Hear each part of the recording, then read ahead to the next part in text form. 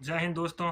तो आज हम मिलते हैं हिमांशु भट्ट जी से और पता करते हैं अघोरी बाबा सच में मुर्दा खाते हैं या नहीं। इनका पूरा सच हम जानते हैं आज इस युग में। सिर्फ एक मुर्दा चाहिए मुझे रोज डेली एक मुर्दा, क्योंकि इसमें कोई सा भी क्रिस्टल है। ये क्या है? ये क्रिस्टल है। ओके, इसको चाहूँ तो खेलूँ कूदूँ कैसा भी करूँ तो भी पकड़ ले, इसमें कोई दम वाली बात नहीं। मैं कोई डेंजर नहीं, डरा नहीं रहा हूँ किसी को। पहले मरने के बाद ये मेरे पास इसकी रुएँ हैं, ये जो धुआं चल रहा है ना इसके तंत्र में इसमें रुआँ है। इस रुएँ से मेरा सारा बदन और उसका पूरा टेलीग्राम और सारा ब्रह्मांड हिलता है। मैं जैसा बोलूँ ये बच्चा ऐसा कर तो वैसा हंसता रहेगा। कोई लड़ रहा था शांति से बैठ जाए तो मैं इसमें जो भी इसमें मेरा खेलने वाला एक यंत्र, जैसे तुम्हारा मोबाइल है ना, मोबाइल है वो हैंग हो जाता है घड़ी घड़ी, मेरा माइंड हैंग नहीं होगा क्योंकि मेरा कंप्यूटर है ये। लोग डराते जो पाखंडी लोग घर गृहस्थी छोड़ छाड़ के और काले कपड़े पहन लिए और बोले बाबा जी हम हड्डी में खाते हैं, मांस खाते हैं। तो मैं कहता हूँ कि अपना गू खा के दिखा पहले, अपना गू और मूत पी के दिखा अगर तू तेरी बाप की औलाद है तो, है ना। तो अघोरी पहले गू खाता है, अगर गुरु में से रूह हट जाए तो क्या हो जाता है? गू हो जाता है ना। तो पहले मैं गू खाता हूँ। ये इतनी कोरोना आ गया, ये आ गया मोदी जी, ये फलाना डिमका, वो मोदी जी भी कुछ नहीं कर सकता है और इस देश के कोई भी ऐसा बच्चा भी नर का मूत नहीं है कि जो वो सही कर लेगा। और महाकाल ये खोपड़ी लेके चलेगा ना तो मोदी जी भी वो जान जाएंगे तू जान दे, तू पैसा ला जला दूंगा, मेरे कोई काम का नहीं, पैसा रहेगा तो मेरी जान हत्या हो जाएगी यार। नमस्कार दोस्तों, मैं हूं हिमांशु भट्ट। भारत के साधुओं की सीरीज में मेरी कोशिश रहती है आपको सनातन धर्म संस्कृति परंपरा के साथ साथ साधु संतों के वास्तविक त्याग से परिचित करवा सकूं। कल की वीडियो में मैंने आपको महाराज जी से बताया था कि क्या अघोरी होते हैं, अघोरियों के बारे में बहुत सी जानकारी दी थी, लेकिन कुछ ऐसा है और कुछ अहम है जो छूट गया है। वो इस वीडियो में मैं बाबा से आपको पूछकर बताऊंगा। बाबा आपको बताएंगे कि वास्तव में कितने प्रकार के अघोरी होते हैं, किस किस प्रकार की उनमें परंपराएं होती है और क्यों ये लोग खाते हैं मुर्दे का मांस। बाबा आपको प्रणाम। सबसे पहले मैं आपका नाम जानना चाहूँगा। मेरा नाम जानेंगे आप? तो मेरा नाम है महाकाल तिलकधारी। मैं उज्जैन नगरी में रहता हूँ, विक्रांत भैरव ओकलेश्वर शमशान, जहाँ मेरा बेताल है, विक्रांत है, मैं वहाँ रहता हूँ। सिर्फ एक मुर्दा चाहिए मुझे रोज डेली एक मुर्दा। महाराज जी, बहुत से लोगों का सवाल रहता है कि आखिर अघोर बनते क्यों हैं? ऐसा है कि दुनिया को आज तक पता ही नहीं कि अघोर है क्या।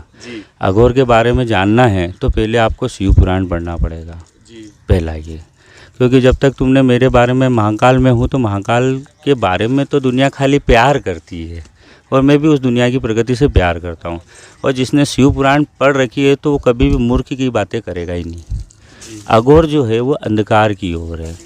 आप कुछ भी पाप करके आ जाना, मैं काल हूँ, कुछ भी पाप कर आना, मैं वस्त्र को ढक दूंगा, ये जैसे कपाल मैंने इसको ढक दिया है ना, तो तुम्हें दिख रहा है क्या? जब मैं उजागर आ गया हूँ उजाले में तो अब दिख रहा है कि बाबा अघोर बैठा है हरिद्वार में, कुंभ में, खड़खड़ी शमशान में, अखंड रामायण बिठा के बैठा हुआ है। तो वास्तविक में अघोर क्या है ये तो पूरी दुनिया जानती है कि शिव का आखिरी तत्व है जीरो। मैं अब जीरो, मतलब अब 2021 है, अब मैं उल्टा चलूँ कि सीधा चलूँ बताओ? एक नंबर से चलूँगा तो 2 नंबर, 3 नंबर, 4 नंबर, 5 नंबर, फिर जब मैं 12 साल आएगा तो शायद मैं हूँ या नहीं रहूँ, मुझे पता नहीं है ना। पर अगर 12 साल कंप्लीट हुआ तो फिर कल तू फिर आएगा मेरे पास माइक लेके कि बाबा फिर से एक बार बताओ या करके दिखाओ। तो हर चीज़ है, इंसान को माइंड से समझना है इसको, और इसके लिए मोबाइल और यूट्यूब के ज़रिए तो मैं नहीं सिखा पाऊँगा और नहीं मैं समझा पाऊँगा, है ना। इसके लिए आपको मेरे पास आना पड़ेगा। जैसे मैं रहता हूँ वैसा आपका अभिमान को भी तोड़ के मेरे पास आना पड़ेगा। महाराज जी, अक्सर देखा जाता है कि अघोरी भी 2 प्रकार के रहते हैं अमूमन, एक जो सात्विक रहते हैं और तामसिक। हमने सुना है कि आप तामसिक है, आपके सामने भी एक खोपड़ी रखी है और आप शायद मांस खाते हैं मुर्दे का। तो ऐसा क्यों होता है, क्यों अघोरी मांस खाते हैं मुर्दे का और क्यों अपने साथ एक खोपड़ी रखते हैं? देखो, सर्वप्रथम पहले तो क्या है कि ये तो आपका टीवी चैनल और विज्ञानी की तरह लोगों को आंखों से जो देखा गया है वो है। आज तक तो कभी मैंने मांस खाया ही नहीं। अच्छा। पहला नंबर ये था कि जब मैं शिव पुराण की एक छोटी सी कड़ी बताता हूँ आपको। जब मेरी इस प्रगति पे साधु संत सभी प्रकार के हैं, अच्छे भी हैं, बुरे भी हैं, और तामस भी है और सात्विक भी है। सात्विक में मुझे लहसुन प्याज नहीं लगता है, लड्डू से काम चला देते तो अभी मैं मुस्कुरा देता हूँ, है ना। अब मसान तो जो मसान है ये कितनी प्रगति जातियों का मसान है ये मेरा, 12 जातियों का है कि 8 जातियों का है कि 108 जातियों का है, इस मनुष्य को जो भी लेके आता एक मुर्दा आता है और बाकी 4 लेके आते हैं। तो मैं तो खाता नहीं, वो 4 खाते हैं मुझे। अच्छा। पहला तो ये मुर्दा कब लगा था, भस्मी कब लगी थी, ये जो बातें हैं इसके लिए तो मैं पूरी दुनिया को दिखाना चाहता हूँ कि ऐसा चैनल बनाइए जिसकी वजह से मैं पूरी दुनिया को नहीं, पूरे लाइव टेलीकास्ट दिखाऊँ कि ऐसे नहीं ये था, ताकि उस चीज़ को समझ में आएगी। मैं अभी 2 शब्द बोलूँगा तो क्या होगा कि रामायण की और तुलसी राम जो आपके रामानंद सागर वगैरह जो भी दिया है, तो भी वो रामचरित्र है, शिव पुराण है, महाकाल का नाम है, जो भी है, पब्लिक ने आज तक क्या अमल करा है? कुछ करा है क्या? अब उसके अंदर देखा जाए तो शिव को मांस स्वयं शिव ने ही चढ़ाया था। किसने चढ़ाया था? शिव को स्वयं शिव को चढ़ाया। क्यों चढ़ाया था? इसका कारण था कि मुझे उसमें सच की भी जानकारी लेनी थी और असत्य की भी जानकारी लेनी थी। इस कारण से दुनिया ने कलयुग में आके लोगों ने भ्रांति फैला दी कि माँ भद्रकाली को मांस खिलाना पड़ता है, माँ भद्रकाली को ये करना पड़ता है। भद्रकाली तो खाली मेरी सती है, जिसकी वजह से खाली उसकी जीवा से उसको आगात करा था कि कलयुग में आए तो ऐसी कोई गलती ना करे। अब वो इस कलयुग में कुंभ के अंदर सती भी होगी, मैं भी हूँ, पता नहीं है कौन क्या है। तो हर चीज़ को वैल्यूएशन और आपके कलयुग के हिसाब से मैं उतनी बात बताऊँगा जो आपको अच्छा लगे। महाराज जी, आपने जो अपने साथ ये खोपड़ी रखी है, इसको रखने का कारण क्या है? हाँ, ये जो खोपड़ी है, ये खोपड़ी मनुष्य की है। जी। किसकी है? मनुष्य की। और अगर मैं पुरांत में जाता हूँ तो ये खोपड़ी मेरी सती की है। अच्छा। मैंने सती की खोपड़ी इकट्ठी करी है, जी। मनुष्य की नहीं करी। अब मनुष्य में क्या हुआ, कलयुग में सब लोग मुंडियों से खेलने लगे हैं। मुझे खुश हुआ कि कम से कम वो उनके परिवार के साथ तो खेल रहे हैं। ये पूर्वज है। क्या है? पूर्वज है। मसान के अंदर कोई आता है तो भस्मी में लीन हो गया ना, अब ये मेरा है। अब इस किसी का बाप की ताकत नहीं कि इसको तुम कोई बना के दिखा दो।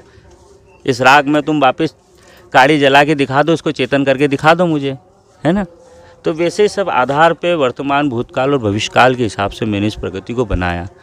ब्रह्मा, विष्णु, महेश, चौथा फिर मैं चांडाल हूँ। और इस दुनिया में अभी सब जने जानते हैं कि अभी गुरु चांडाल ही हो गए। तो मेरे चांडाल को भी रखना पड़ता है और इस धरती को पकड़ के भी रखना पड़ता है। और सारे दुनिया के जितने भी तंत्र है, उस तंत्र को मैं इंद्र माया जाल से इसको कस लेता हूँ।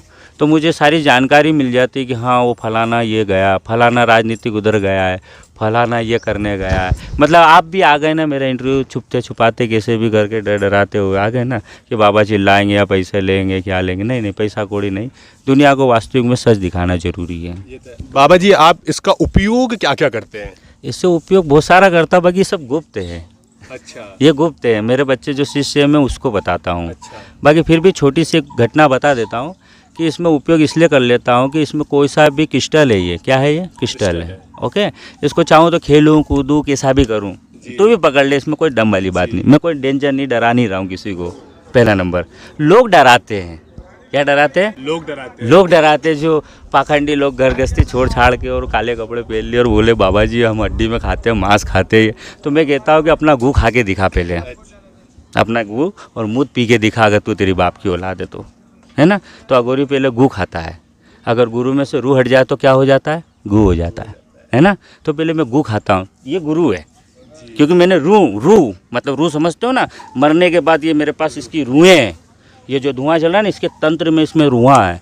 इस रुएं से मेरा सारा बदन और उसका पूरा टेलीग्राम और सारा